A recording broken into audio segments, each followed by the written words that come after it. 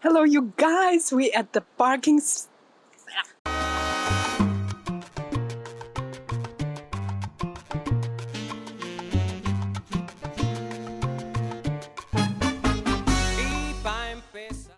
Howdy, two cats in a coffee pot, reviewing today NSU Museum of Arts, which stands for Fort Lauderdale Museum of Arts or Nova University Museum of Arts. And we parked by the garage at the parking garage right here. It's not very expensive. It's behind the museum, and museum is open at 11 a.m.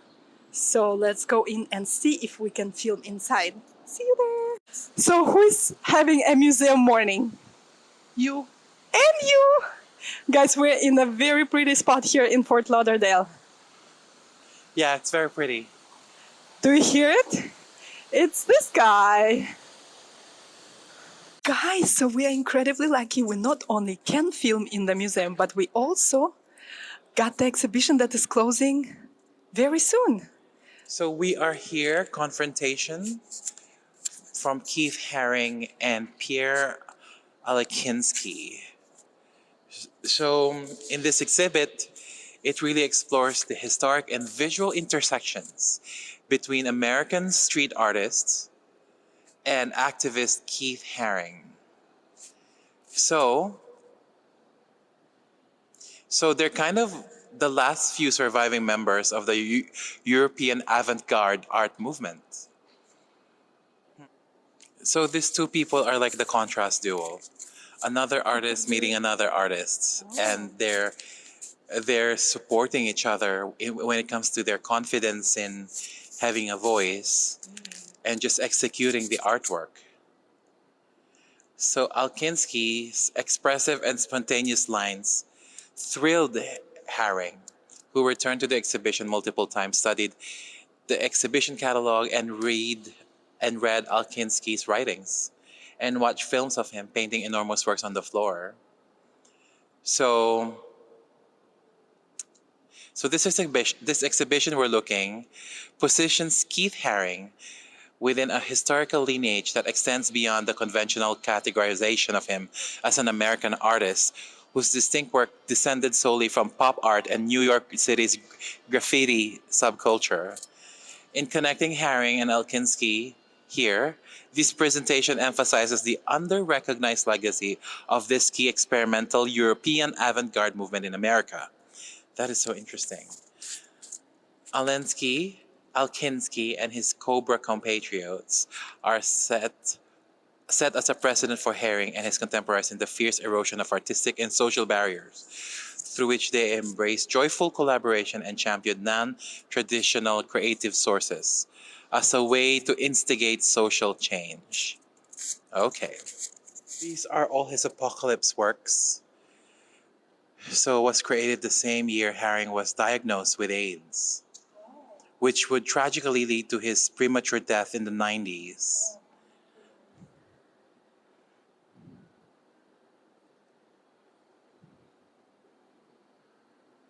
So he likes this prophecy of themes of prophecy, sex, and death. So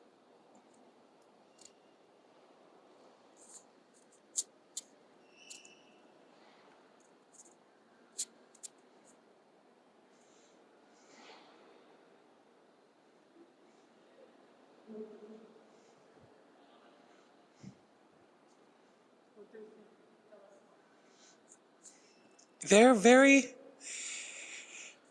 uncomfortable to look at.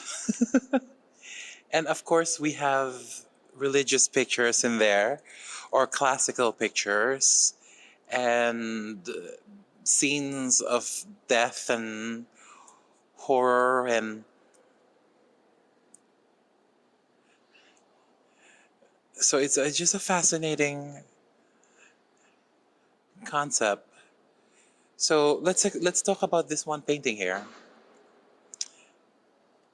So when one is confronted with death, you know that you're gonna die, and maybe you're gonna die a painful death. Is this an expression of how? Is this an expression? of whatever. Well, actually, this topic is very on my mind lately because a close friend of ours discovered she had a cancer. And how do you, first of all, hear those news? And then, if it's not you who hears that, how do you console them? Right. Those are big questions of life that I'm dealing with right now. And I think it's very relatable, this painting. And I see Jesus Christ is crying. So these are creatures facing towards the wall, mirroring the position of the viewer. Okay. So we are encouraged to see ourselves in this work. This concept is affirmed in the following statement by Akinsky. Paintings are two-way mirrors. Recognizing ourselves in them, we pass into their night to where they holler. In their gaps, erasures, and evidences, I paint, therefore I am seen. Well, I don't see myself in that painting. Well, it's really hard to do the art speak. Like have you heard of that term, art speak? No. It's a very interesting term where you really cannot suggest to someone how to see a painting, but people always keep telling us that. That's art speak. That what we have to see. I think it helps as a reference point for sure. So I do appreciate audio guides and I do appreciate guided tours. If they tell me what I'm supposed to see there, fine, but they give me a context, they give me the dates, they give me the inspiration. It helps to understand the painting, I think. I think this is a pretty famous work. Or Or just the children's scribbles. Okay, this is Keith Haring and it's untitled. As with Alechinsky, Haring's aversion to oil paint and canvas led him to experiment with non-traditional ready-made art materials. While Alechinsky scoured flea markets and rare bookstores, Haring sourced his art supplies from hardware stores and garbage dumpsters.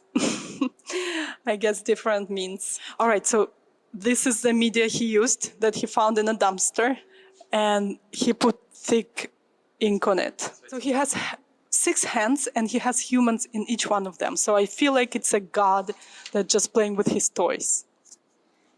yeah. And someone there trying to run away. I hope he's successful. This guy, he's trying to run away. Do you see it? Yeah. Well, interesting. Yeah. It seems like it's you know that rapper Coolio died, right?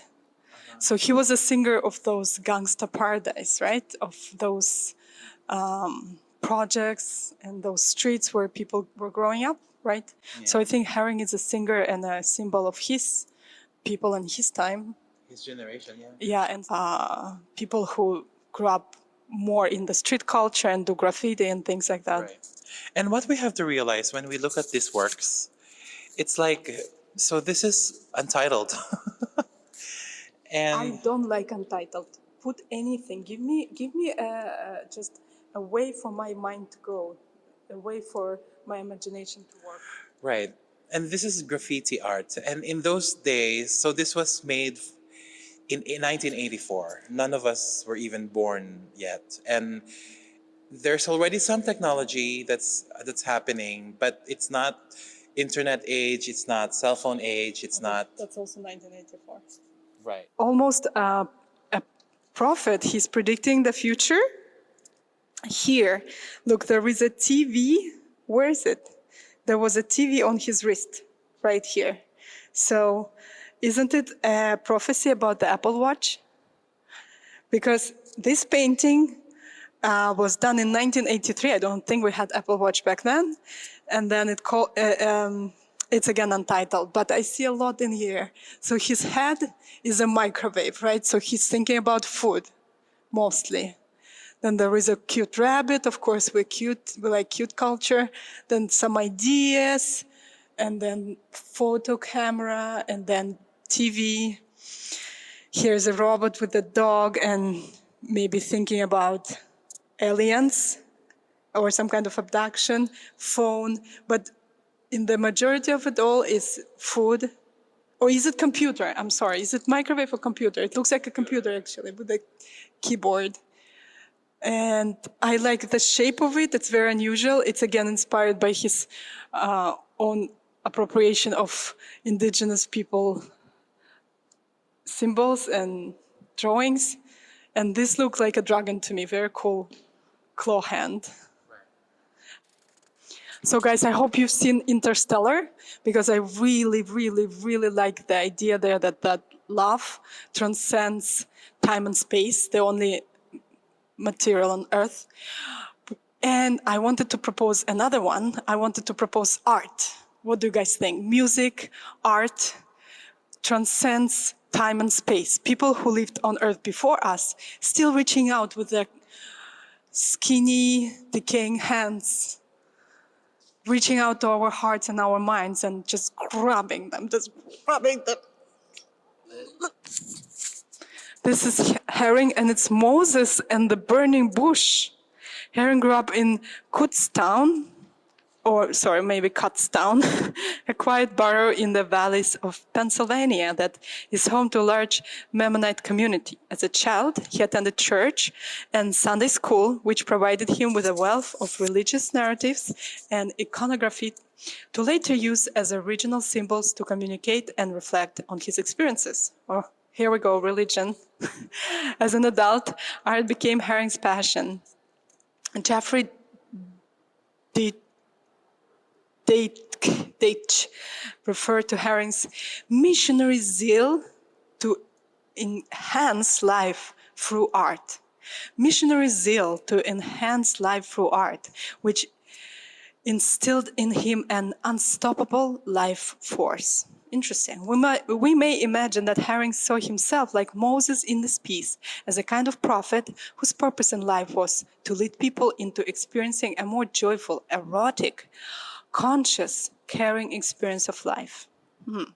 Alechinsky, by contrast, remains existential in his life view. Growing up in Nazi-controlled Belgium meant living in constant fear of being persecuted for his parental Jewish lineage. The artist now identifies as a devout atheist for whom any sacred symbols or narrative connects in his work are merely squatters. As the artist once proclaimed, "My art is profane." Very interesting, because where on earth would you see Moses in the bushes here? Like, tell me, where is Moses? Well, okay, I see now the bushes firing up. Well, see, just give me the name for the painting and my mind goes there. So what is this work? This is Keith Haring, and it's self-portrait in Sphinx. So he's represented as a magical figure Sphinx, and as we know, they had claws and paws, and they were very smart. So to pass a Sphinx in a myth, ancient Greek myth, you had to answer their riddle. So glasses